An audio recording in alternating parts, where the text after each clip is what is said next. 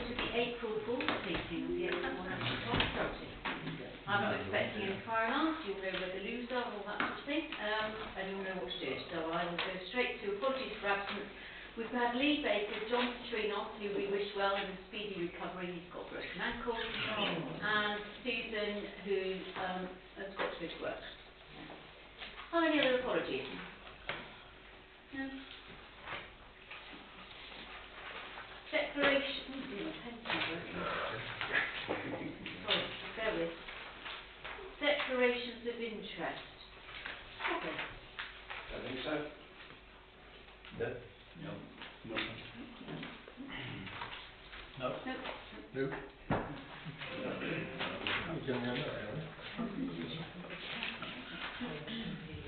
Oh yes, anything, I've got a chairperson's announcement. So it's about National Parks England, which you'll recall, members who've been here a while, that we came out of a few years ago. So things have changed somewhat, and DEFRA are now going to pay the membership for us all, which is was a sticky issue. So from today we've become members again. Today's the day.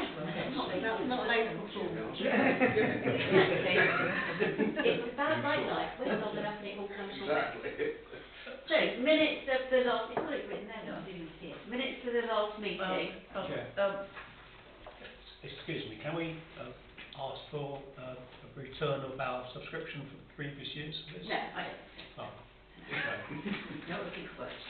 Just move on with a gracious manner, and we just move on, and we look to influence things in the future. That's been my pick. Right, item 4, which is the minutes of the last meeting, which was held on the 4th of March. Could I have a look? Oh, Mike and Jeremy. Thank you. All in favour?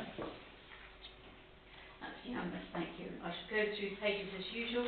Page 1, page 2, page 3, page 4. No, lovely. Thank you. Item 5, I have no items of urgency. Item 6, we have no public speakers. Item 7, Exmoor National Park Authority corporate plan. And over to Sarah.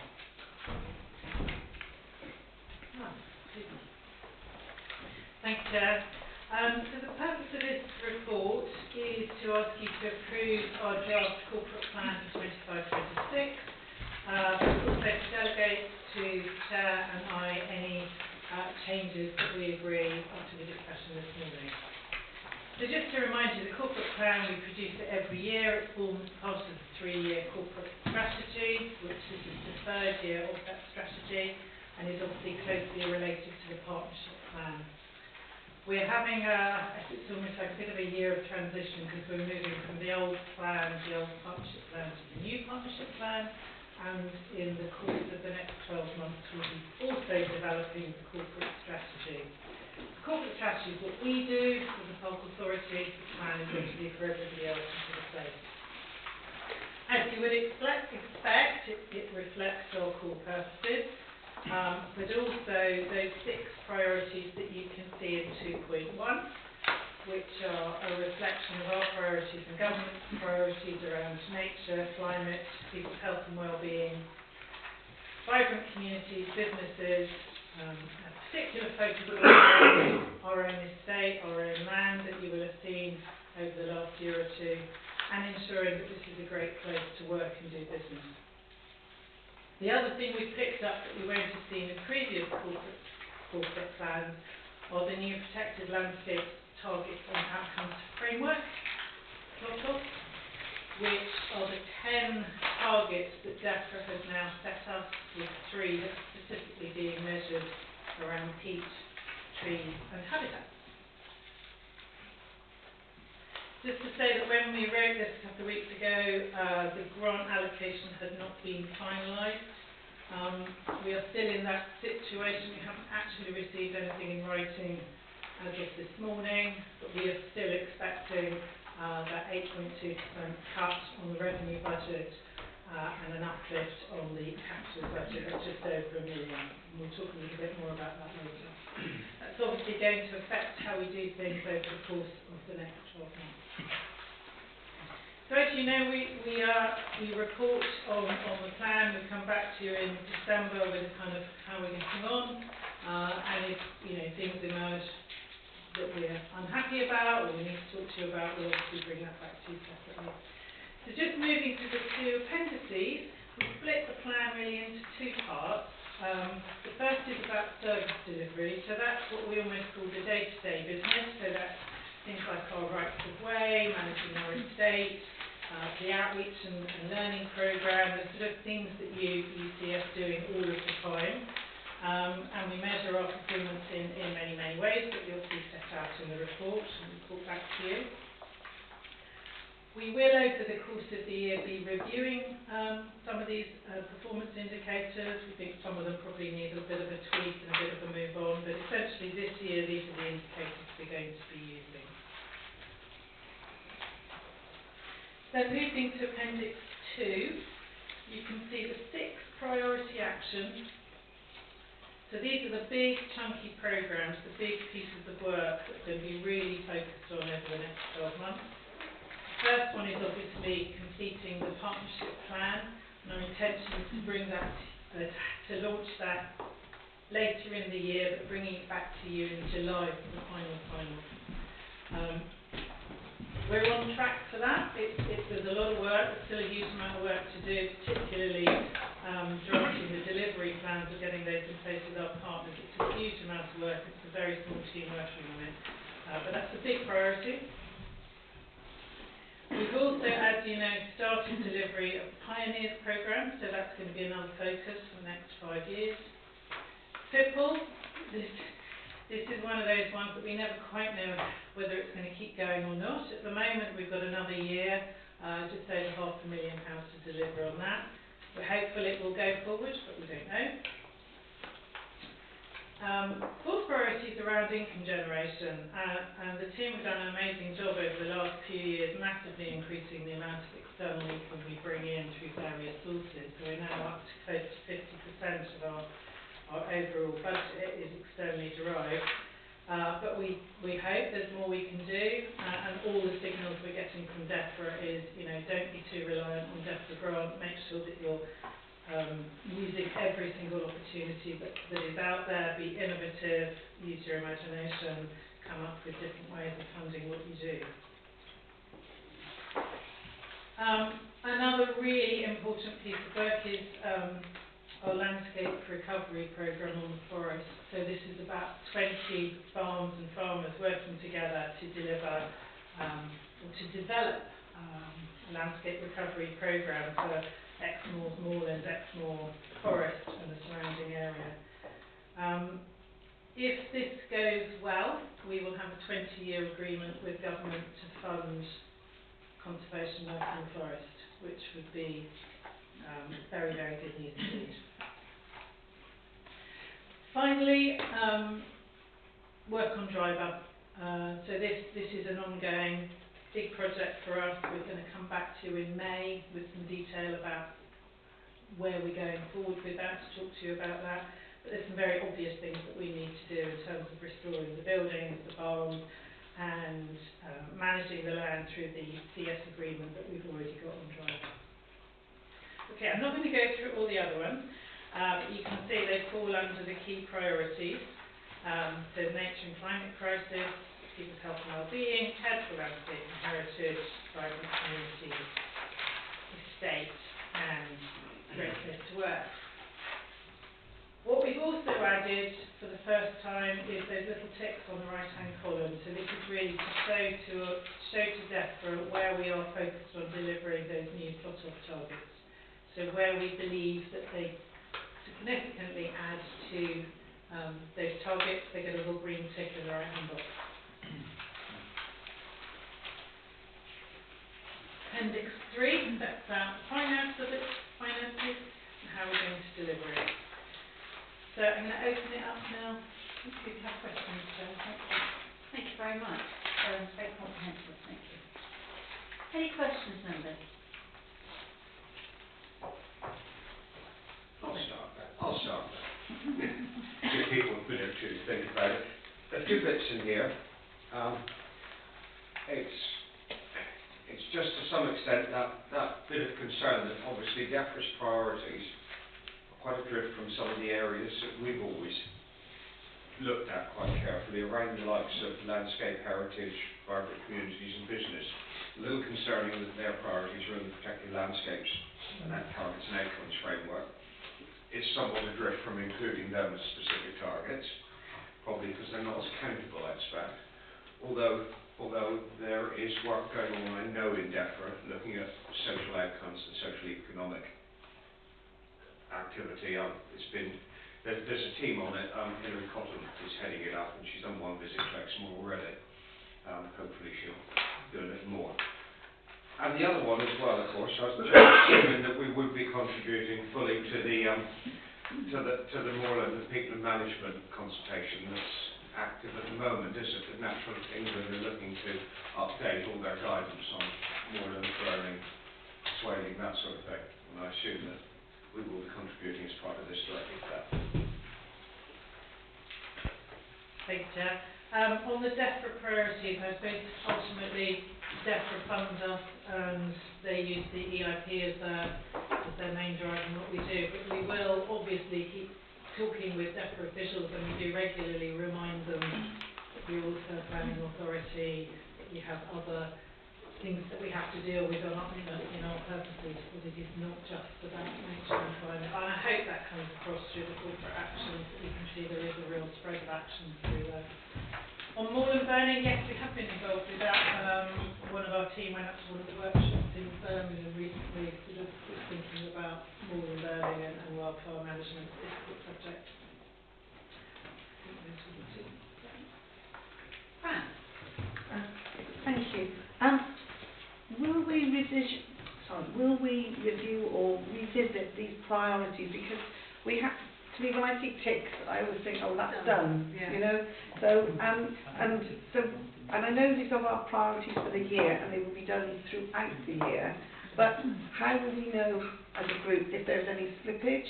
So is there a time scale to, I don't know, deliver the strategy for income generation? Is that going to be done by December, or done by next March or September? So how can we have that overview, or should we? Do we need to have that overview rather than next year?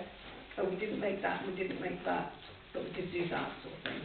So we monitor it quarterly as a leadership team, so we're checking in all the time. We'll come back to you in 6 months' time with a progress report of how we're doing.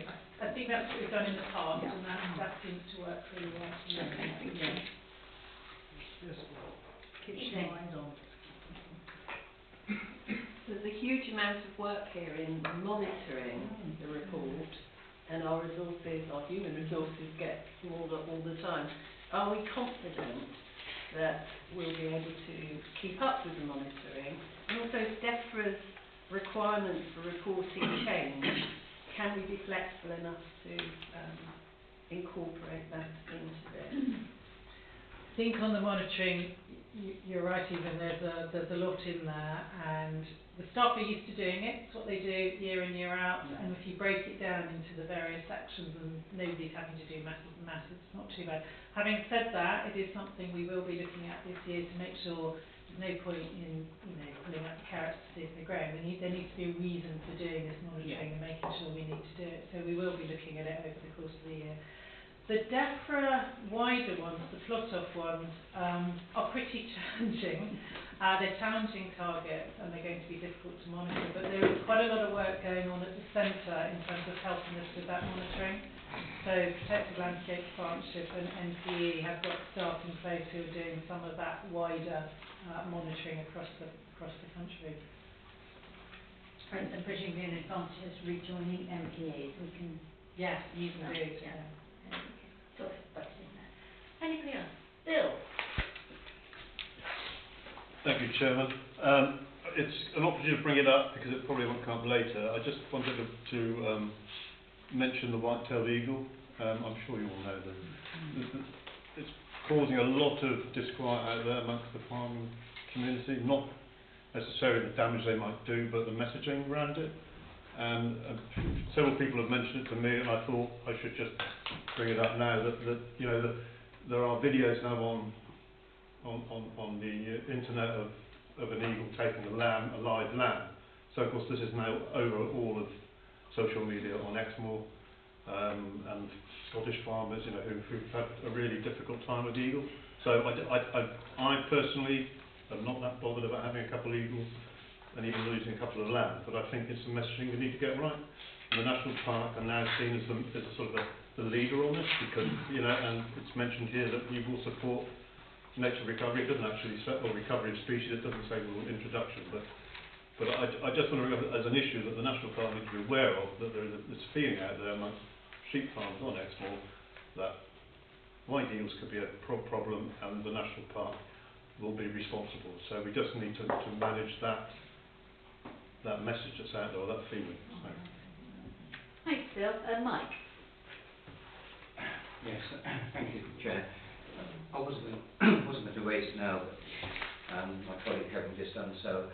A former councillor here, Eric Lay, did mention to me only recently, there was an article in the Farmer's Guardian last week, which some of you may have read, which talked about compensation being paid by the Scottish Government of up to £970,000 in respect of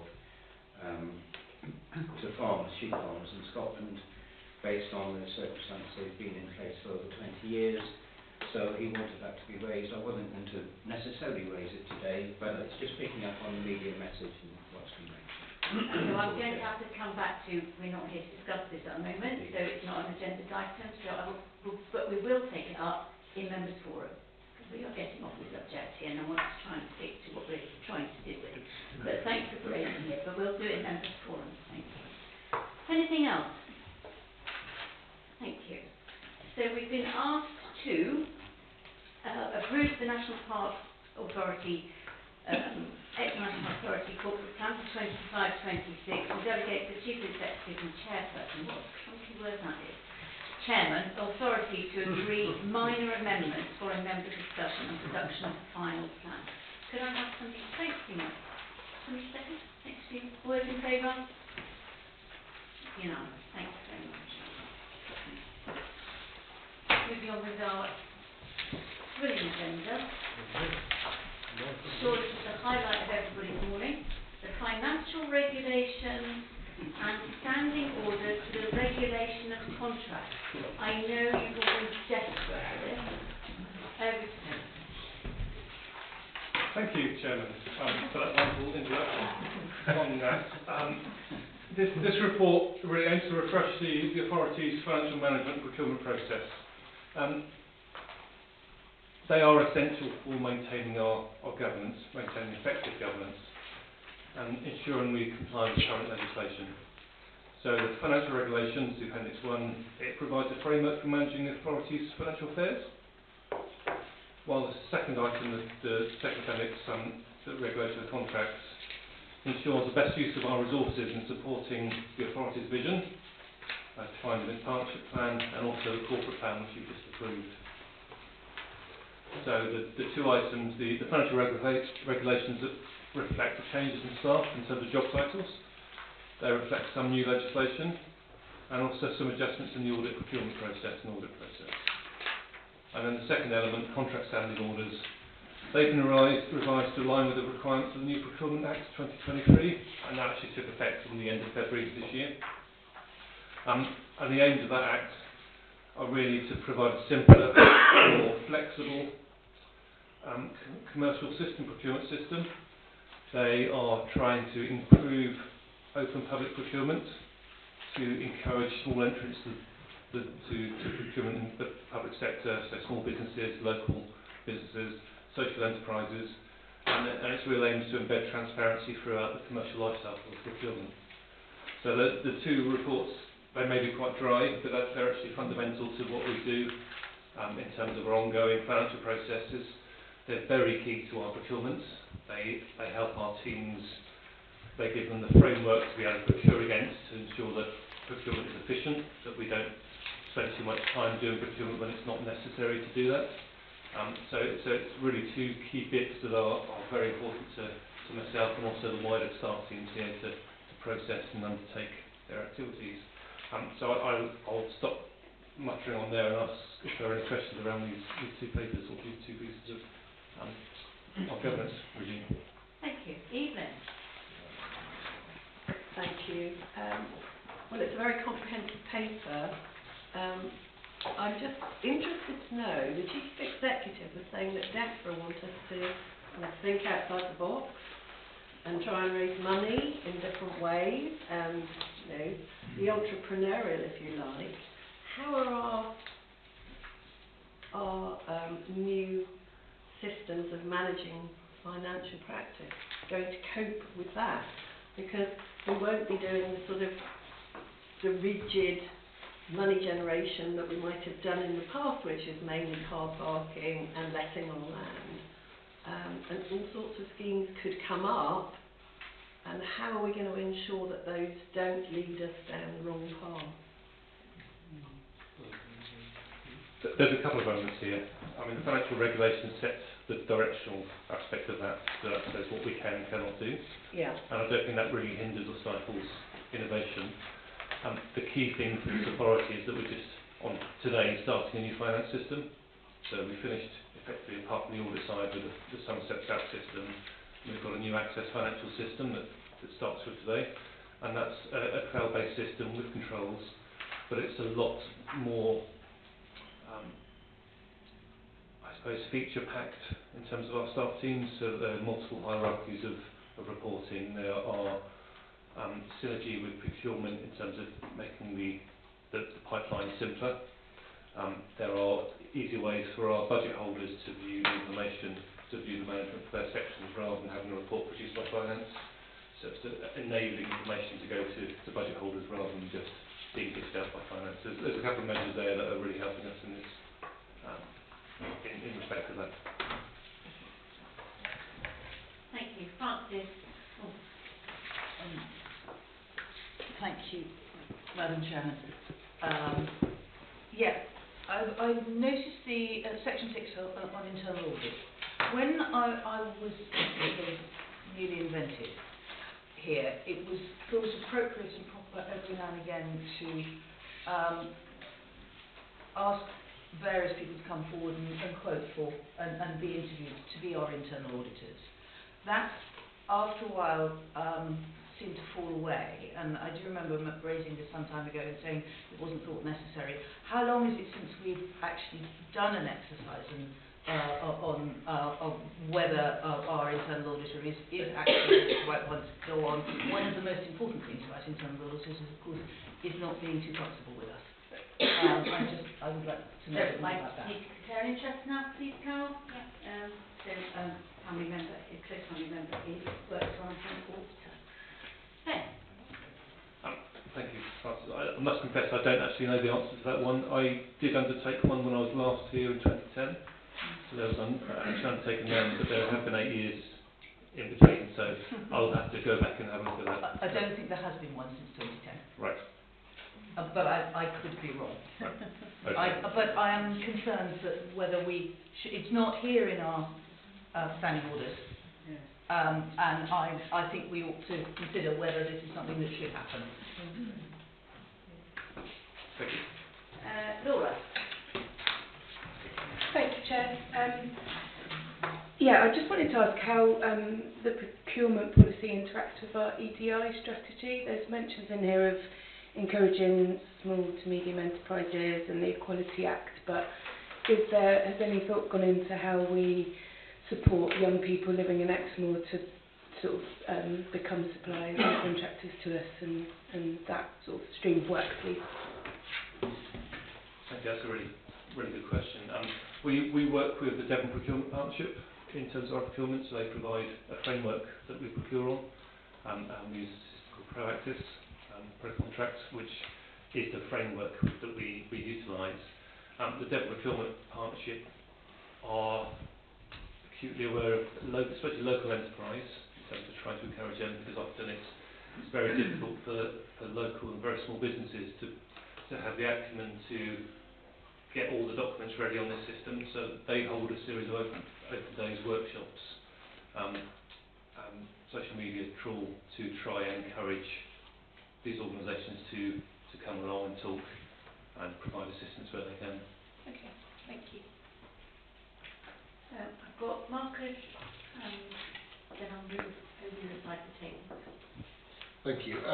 Yeah, mine was, I suppose it's not that complicated. I'm not saying that I can't remember last year's, but the figures in sort of like section 8, and you know, where the chief executive's allowed to payments they can make, and then going down, you know, figure of £25 there, and then moving on to section 10, safeguarding assets and things, and there's figures there. Bearing in mind what's gone on with inflation and everything over the last 2 years, obviously, you know, £25 isn't what it used to be, by any stretch of the imagination.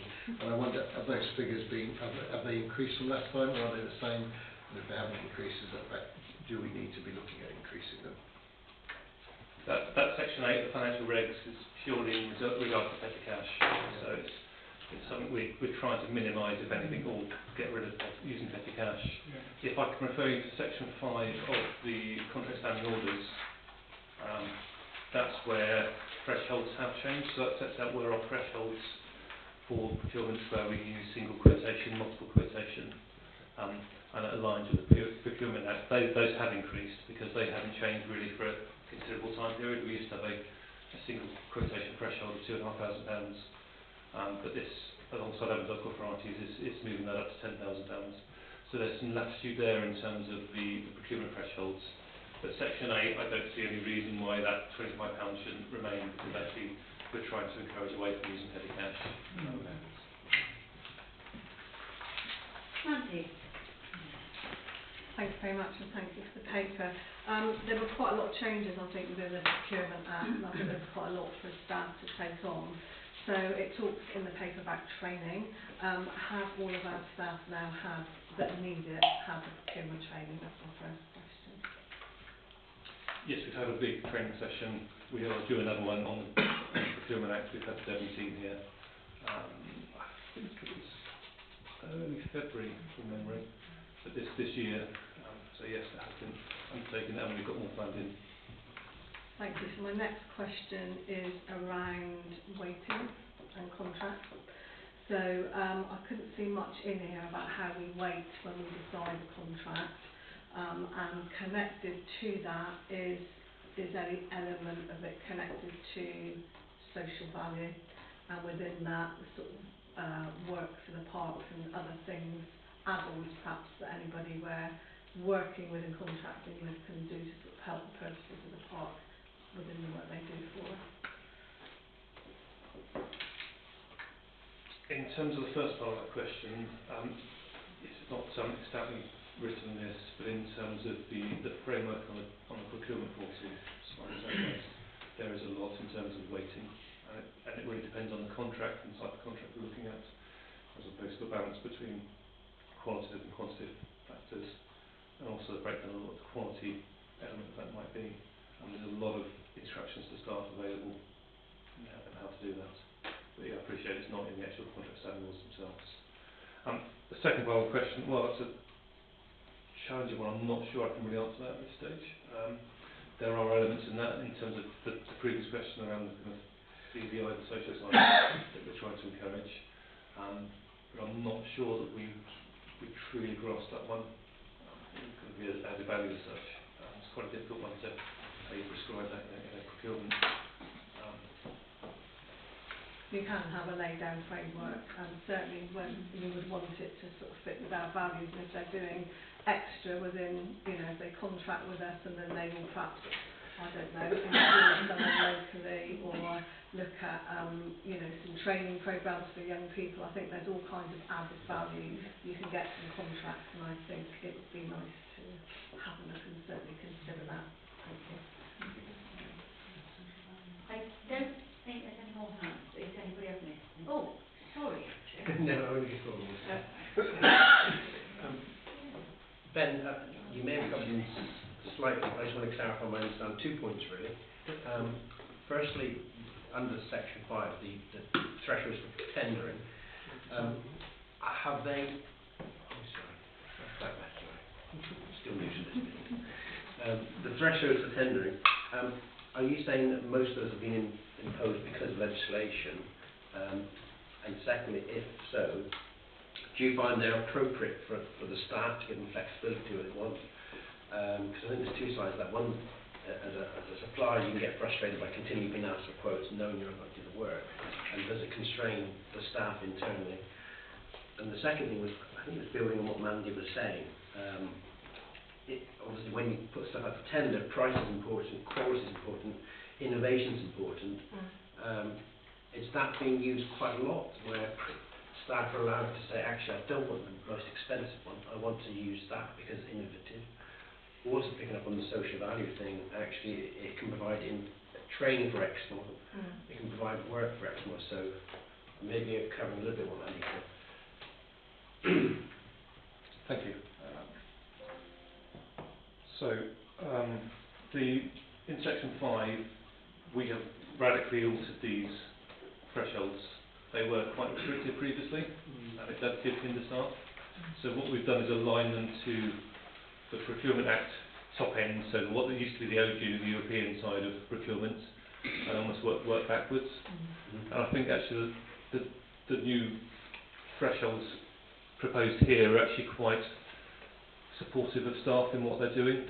So I've constantly had staff come say, we've got this procurement, it's under £10,000.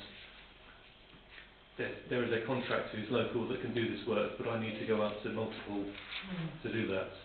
So it's trying to find the right balance between the proportionality, the kind of transparency and realistic pressures on staff time. So I think what's proposed here is actually a significant increase for us and will enable us in a lot better way for undertaking procurements. The second one, we don't do a significant amount of high value procurements here. We have very few, if anything, go over £100,000. So I think there's more flexibility in the larger procurements to build in some of the social value elements, whereas for the smaller end ones, there is an element, but it is really delivery of a certain product or piece of work. So I think there's less scope for building that sort of flexibility into those, but it's something we can certainly look at if we are able to do that and build it into the frameworks and contracts that we used, and I'm very happy to do so. I think I take your point with the clear specification, it's harder to talk about innovation, isn't it? Okay, thank you. Social value again, sorry. I thought it was built into all contracts because any procurement panel that I've sat on, it has been very important to have that. But then we are talking, very large £1 million contracts with the council. So although I understand it's a lot smaller, but I think if we could revisit this and try and find something that we could put into this with regard to social value, I would be a lot happier supporting this. Thank you. Just to come back on that, we're due to have a standing orders brought back to this authority in the next month or two, so I'm very happy to make an amendment for that and bring it to the CSO for re-approval at that stage. Thank you. Definitely. But of course there's always that danger. Social value is a great idea, but what you don't want is a complicated procurement process, which builds in costs for suppliers and yourselves. There's always that balancing, isn't there? Okay, Jeremy. Just to prove I'm still awake. Really interesting, Ben, great, thanks. On that very subject, I think it's difficult, isn't it? It's tedious and difficult for staff, but we all have to do this if we're in business. It's really helpful, Chairman, I'm saying this off the top of the shelf really, it's really helpful if you have or you can gain a good understanding of what the value or cost is of what you're trying to procure, and then you have a sense of where it should be. And if you can only get 2 quotes or whatever, you have a little bit of sense. I don't know if that's helpful, but that's what we tend to do in business really. We just go and ask other people, what other organisations have to pay, just have a general understanding. I don't know if that's possible, Ben, but it could certainly help that officer who's got to go and get 3 quotes and try and get it right. Thank you. We very often do undertake that. So we do market testing we're unable to actually get a quote before we quote, so we're unable to engage with a firm before we go up to tender, but we can certainly look to essentially get a ballpark figure, or in fact open days market testing on larger procurements. But yes, it's something we definitely look at, and we seek to do that generally anyway. And these thresholds are a threshold. If an officer wants to get 2 or 3 quotes for an item that's under 10,000, there's absolutely nothing in here that's stopping them from doing that. And Chairman, just to come back on that, and if you can sort of record that process a little bit, you've got something to defend yourself then, you know, if you are challenged. Thank you. And in response to that last question, we do have a procurement template in terms of award, and what process has been taken, what's been sent out, what's been received, and why decisions have been made. So that's all set out in a procurement award notice. Thank you. Right, we have recommendations in front of us to approve and adopt the Exmoor National Park Authority financial regulations, and approve and adopt the Exmoor National Park Authority standing orders for the regulation of contracts. Phil, are you voting? Thank you. Mandy, seconding? Thank you. All those in favour? That's unanimous, Carl. Thank you. So the next item is item 9. This is Standards Committee, and because Paul John can't be with us, I'm going to go over to Stephen, who chairs the meeting, I'm sure, extremely well, from John. Well, I didn't know that extremely well, Madam Chairman, but you will note that it started at 3 and finished at 3:20, so it was brisk and to the point. There were two main items of business. The first was to approve the annual governance review, which we did, subject to a minor amendment, and also to receive the note of complaints and compliments, and you will see at 21, number 21, that there were a relatively small number of complaints received by the authority, only 6 between April 24 and February 25, but 48 compliments during the same period, and I think that is worthy of note. Certainly is. Well done to everybody. It's a great team. Any questions for Stephen? I won't get to all. No, thank you. Well, we've been asked to receive a note, so unless I see otherwise, we are receiving a noting. We're all happy. Personnel update. So we've got Logan and Alan, and Connie and Chris starting with us. And it's nice to see that we have an apprentice ranger. So Logan has a long and fruitful career with us. And we say goodbye to Elizabeth. So, note. I haven't had any notification of any members' report. So with that, please note tonight. Quite got to the standard of Stephen. I will close the meeting now.